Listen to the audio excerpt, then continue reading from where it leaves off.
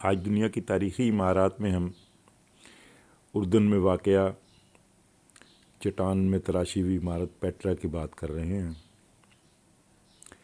1812 میں سوئٹزرلینڈ کا ایک مہم جو جان برکہارٹ کے نام کا تھا، وہ ایک عرب سوداگر کا بھیس بدل کر اردن کے قدیم شہر سے گزرا۔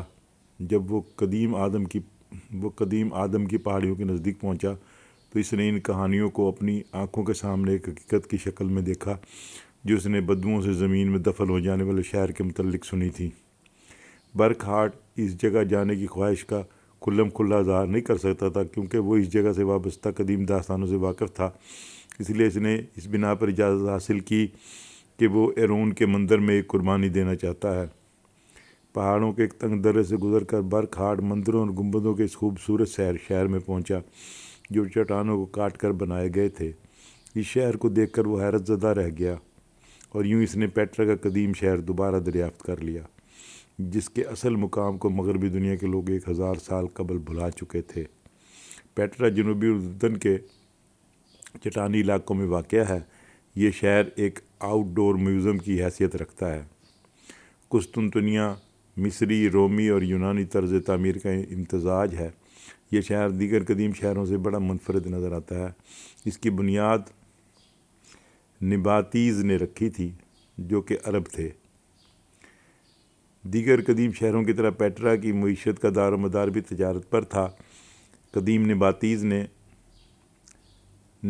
قریباً 300 قبل از مسیح میں اس شہر کو چٹانوں سے تراش کر بنایا تھا۔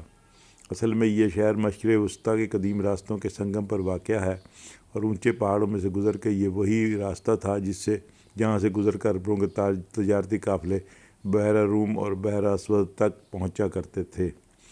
پیٹرا کی ایک اور اہمیت یہ تھی کہ یہاں پانی کثیر تعداد میں موجود تھا، جو ان قافلوں کی ضروریات کو پوری کرنے کے لیے کافی ہوتا تھا۔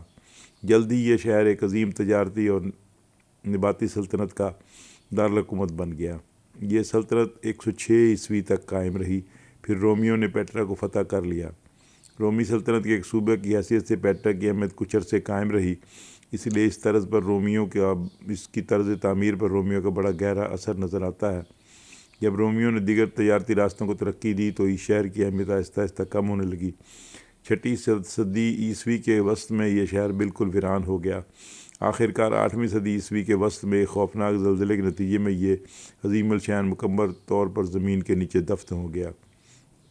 ابھی شہر کے جو کھنڈرات دریافت ہوئے ہیں، اس کے مطابق اس میں داخلے کے لیے ایک تنگ گھاٹی سے گزرنا پڑتا ہے جو 5 میٹر چوڑی اور 200 میٹر بلند ہے۔ ان کھنڈرات میں وہ عمارتیں ہیں جو شہر کے مرکز میں واقع تھی۔ بہت سے مندر اور گنبد پہاڑوں کو کاٹ کر بنائے گئے ہیں، اب تک اپنی اصل حالت میں موجود ہیں۔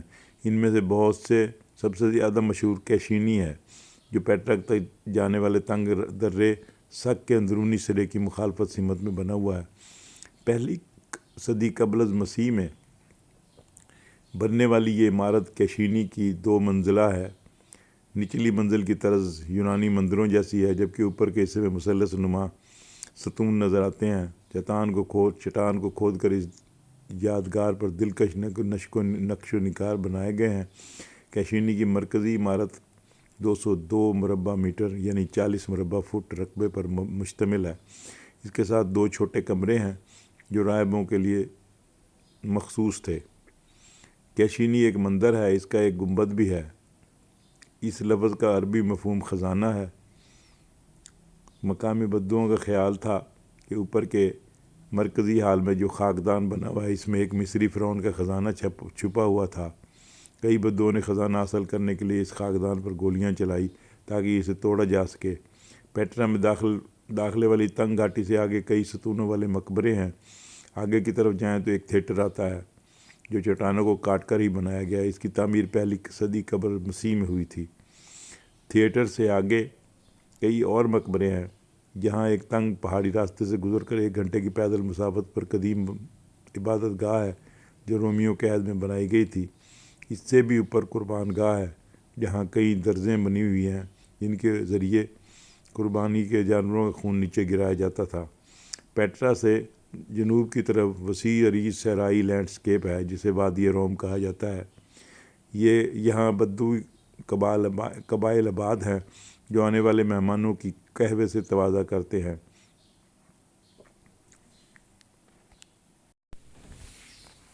سن 2007 میں اردن کے قدیم شہر پیٹرا کو دنیا کے 7 نئے عجائب میں شامل کیا گیا تھا۔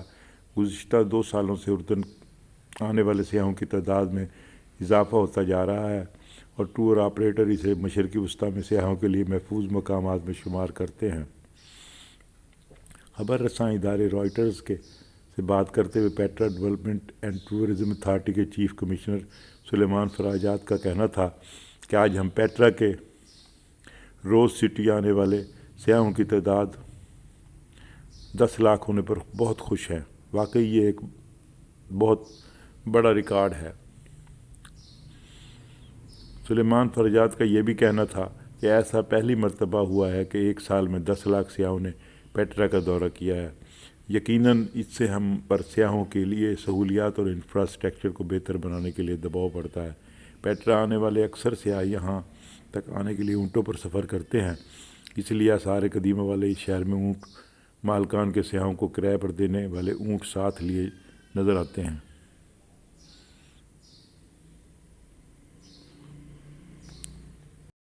پیٹرا اردن کے محافظے یا صوبے مان میں ایک واقع ہے اور یہ آثار قدیمہ عرب تاریخی شہر ہے۔ اردن کے سرخ پہاڑ میں چھپا ہوا پیٹرا زمینی عجائبات میں سے ایک سمجھا جاتا ہے۔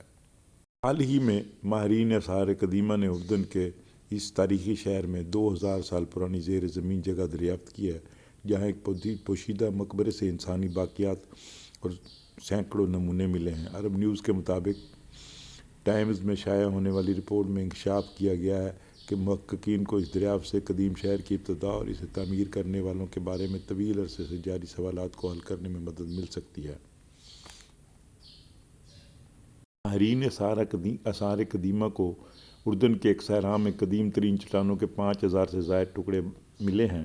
سعودی عرب، شام اور اردن میں رہنے والے قدیم خانہ بدوش 2000 سال قبل جو زبان استعمال کرتے تھے وہی ان چٹانوں کے ٹکڑوں پر بھی تحریر ہے۔ تحقیقات سے پتہ چلا ہے کہ آج جہاں صحرا ہے وہاں کبھی انسانی شہر آباد تھا اور درخت اور سبزہ بھی موجود تھا۔ ان چٹانوں پر شیر، ہرن، گھوڑے